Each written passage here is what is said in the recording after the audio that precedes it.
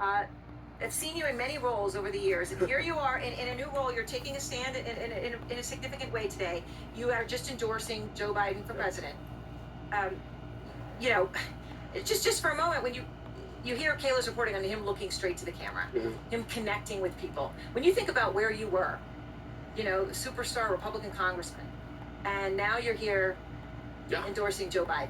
Look, that's what's amazing is, 8 years ago, I was called like a rising star in the Republican Party, and I didn't change what I believed. I mean, you grow up, a few views change, you moderate a little bit, but I'm the same person. The party has absolutely left me because it's not swearing allegiance to any kind of principles or policy anymore.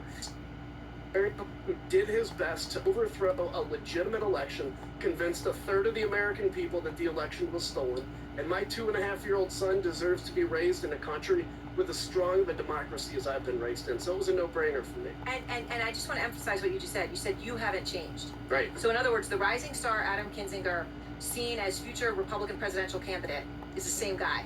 Yeah. Endorsing Joe Biden. Yeah, because the party no longer knows what it believes anymore. It's all based on, what does somebody say at one moment? What does Donald Trump say? I've refused to swear allegiance to a man.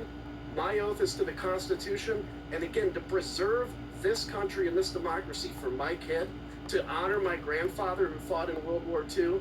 I believe the right thing to do is to say we may disagree on some policy issues with Joe Biden, but the most important thing is defense of this democracy. And as a conservative, I'm committed to preserving this democracy. Brad Todd, obviously you're a Republican strategist, and we hear about Trump maybe announcing his VPIC tomorrow or the day after. This is a guy who was seen as, presidential candidate for the GOP. Could be one day, not this GOP. Yeah. But many who are in his position, a few of them are now possible VP candidates. They went a very different way than Adam Kinzinger has gone. So do you think we're going to hear who that person is here in these next hours, day? I do. I think that Donald Trump loves a big moment and he loves a big stage. And I think this is the biggest stage perhaps in this campaign. This first debate's really important. I would be really surprised if we don't wake up Friday morning and know, and we might know during the debate tomorrow night. Now, would that surprise you, Bakari? You're giving a little bit of the quizzical Bakari look. No, I don't know. It surprises me a little bit. I think that first of all, Donald Trump's campaign staff or team deserves a lot of credit because they've actually kept the train on the tracks as well as it possibly could be. Susie and Jason have done their best to try to contain Donald Trump. You hear that they're trying to contain him tomorrow. If he is losing the debate, then yes, you will know who his vice presidential pick is. If he thinks he's owning the debate and you're able to see the structure of the debate benefit him, and when I say structure, I mean the mics cutting off, no crowd, etc., then there's no way that they're not going to ride that cycle out. And so it's going to be, he has something in his back pocket in case things go off the rails. Blame the moderators, blame the media, and then, oh, hell, let's take back the cycle. But the real struggle for both these candidates is to try to focus the race forward. It's always hard for a candidate who's this old to focus the race forward. And the very number one thing Trump could do to focus the race forward is to talk about who might be next. Unless he chooses another 70-year-old white man. Well, the thing First, I want to say thank you for your leadership because I wish there were more people who picked country over party, and you're a former party, Republican Party. But I think that Donald Trump will, to Bakari's point, he'll pick, if things are going off the rails, if he feels like Joe Biden is giving it to him, really leaning in, talking to the American people, which I think Joe Biden will do and is really good at that. If you ever interacted with him one-on-one, which most Americans don't get the chance to interact with the president, but if you do, one-on-one, that is when Joe Biden thrives. So if he can make the people who are watching that debate feel like he is in a conversation with them, sitting at their kitchen table saying, I understand your struggles, that could really work in his favor. And then Donald Trump will say, oh, A, B, or C is my vice presidential candidate. And Joe Biden will say, great, thanks for the news. Back to what I was saying, because regardless of who it is, he should use that same person to draw the contrast that they're not going to do what somebody sitting to my left would do, and that is stand up to Donald Trump and say the election was not stolen, and I believe in democracy. I will go out on a limb and say he may be sitting to your left. I doubt he actually is, although maybe you moved on your evolution. But let me ask you, Congressman. Wall Street Journal backing Burgum, Doug Burgum for vice president. J.D. Vance said earlier today that he'd be disappointed not human if he didn't admit he'd be disappointed if he weren't selected. Which way are you hearing this could go? I mean, these are, and obviously you could have Marco Rubio, you could have someone else, but you've got sort of a young future, as you're talking about, options. Yeah. And then you have Doug Burgum, who is a Yeah. very different sort of choice for Trump.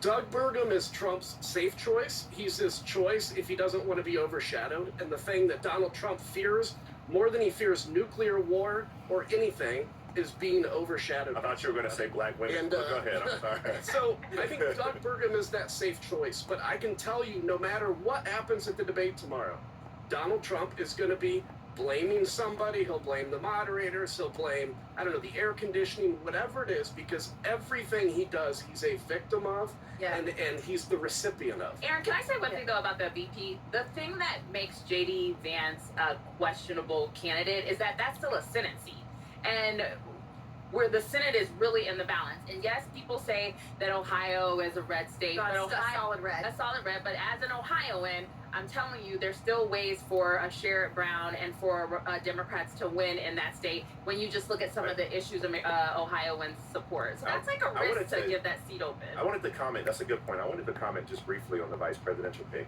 I think Doug Burnham is a lot. It's very. I like him personally, but it's a very stale pick. I think that Donald Trump chooses a wild card that we're not talking about. I think he chooses Sarah Huckabee Sanders, or even if he really is serious about winning the White House, chooses a Nikki Haley. I think we're going to see something that is going to shock the conscience. I would also say this: as a Democrat, their only vice presidential candidate that gives me pause is Marco Rubio. That is the only. Marco Rubio, not JD Vance or. JD Vance is a lightweight. JD Vance contorts himself in the pretzels. He's adiaphorous. He sits. He doesn't stand for anything. Kamala Harris would literally shred him, shred Burgum. Marco Rubio is formidable because he's been in the stove before.